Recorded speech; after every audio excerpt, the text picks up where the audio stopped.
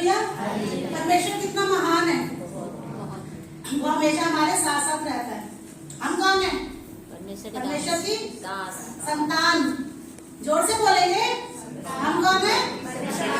हम कौन है? कैसे पता? कैसे पता कि हम परमेश्वर की संतान है?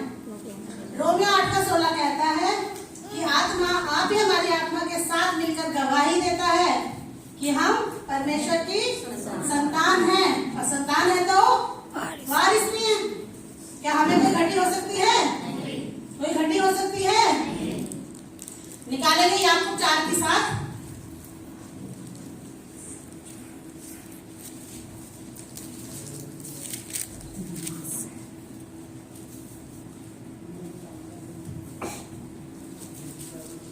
एक दूसरे की मदद कर देंगे। निकालिए।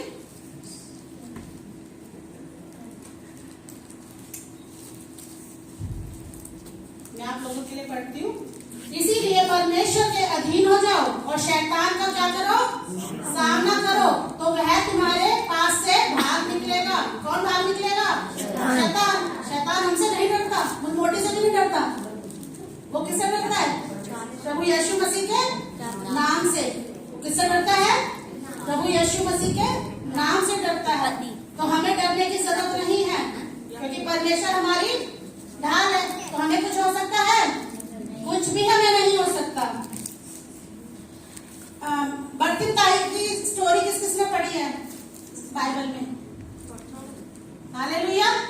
निकालेंगे मरकुस 10।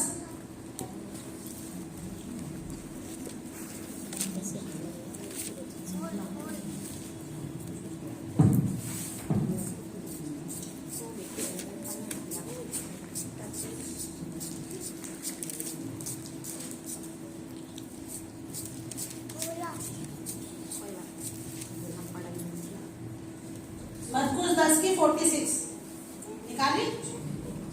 कोई एक जन पढ़ेगा?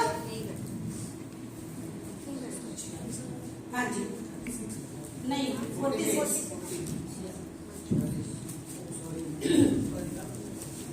कोई पढ़ेगा? चलिए मैं पढ़िए।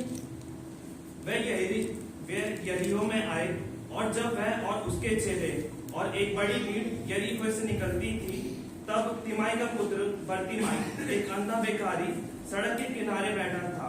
वह यह सुनकर कि यीशु नासरी है, पुकार पुकार कर कहने लगा, हे दाऊद की संतान, मुझ पर दया कर। बहुतों ने उसे डांटा कि चुप रहे, पर वह और भी पुकारने लगा, हे दाऊद की संतान, मुझ पर दया कर। तब यीशु ने ठहराकर कहा, उसे बुलाओ। और लोगों ने उस अंधे को बुलाकर उससे कहा, ढाढ़स बांध, उठ, वह तुझे बुलाता है। वह अपना कपड़ा फेंककर शीघ्र उठा और यीशु के पास आया। इस पर यीशु ने उससे कहा, तू क्या चाहता है कि तेरे लिए क्या करूं? अंधे ने उससे कहा, हे रब्बी, यह कि मैं देखने लगूं।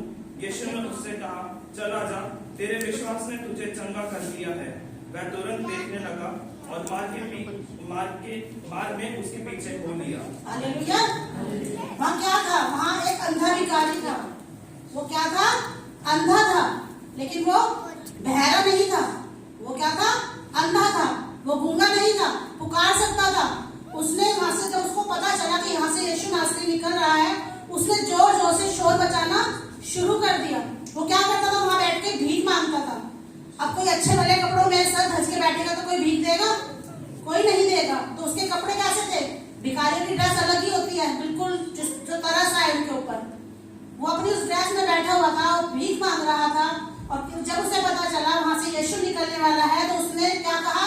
जोर जोर से शोर मचाना शुरू कर दिया कि हे दाऊद की संतान, मुझ पर दया कर। उसने क्या कहा? हे दाऊद की संतान, मुझ पर दया कर। क्योंकि उसने उस टाइम ये भी नहीं सोचा। उसने क्या किया? उसने पहले विश्वास किया। उसने पहले क्या किया? विश्वास किया कि आज तो मैंने प्रभु को पुकारा है और मैं पूरी तरह से आज चंगा हो जाऊंगा। उसे इस चीज का भी अंदाजा नहीं था कि मैं उठ के भाग रहा हूँ। वो अंधा था, कहाँ गिर रहा होगा, लुढ़क रहा होगा। इतनी भीड़ के अंदर से कुछ नजर ही नहीं आ रहा था। बस वो भागता जा रहा था, आगे आगे भागता जा रहा था कि हे दाऊद की संतान, मुझ पर दया कर। चेलों ने क्या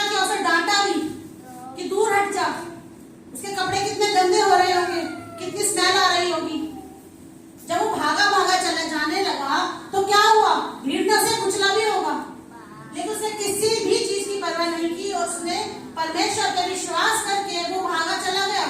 हे दाऊद की संतान मुझ पर दया कर। हे दाऊद की संतान मुझ पर दया कर। अगर हम जब प्रार्थना करने बैठते हैं, हमें कोई जरा सा भी डांट दे तो हम क्या करते हैं? चुपचाप बैठ जाते हैं कि उसने मुझे ऐसे बोल दिया। हम घर में प्रार्थना करते हैं, जो घर में और विश्वासी नहीं है तो क्या बोलते हैं? शोर मत मचा। क्यों शोर मचा रही है? तो क्या करना है? क्या हमें शांत होकर बैठ जाना है? नहीं बैठना। वो अंधा भिखारी नहीं बैठा। जब उसे डांट पड़ी तो उसने क्या किया? उसने